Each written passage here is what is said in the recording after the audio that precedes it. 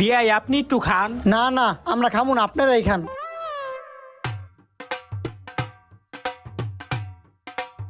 তাইলে বিয়াই খাওয়া দাওয়া তো করলেন ভালোই, এখন তাহলে বিয়ার দিন তারিখটা ঠিক করে লাই। বিয়াই দিন তারিখের বিষয়টা পরে, আগে লেনদেনের বিষয়টা আসি। আমার পোলার এক ভরি স্বর্ণ দিতে হইব। বিয়ে এটা কোনো কথা কইলেন? আপনার পোলার যে চেহারা, আর স্বর্ণের জায়গায় লোহা দিলেও তো বেশি জায়গা।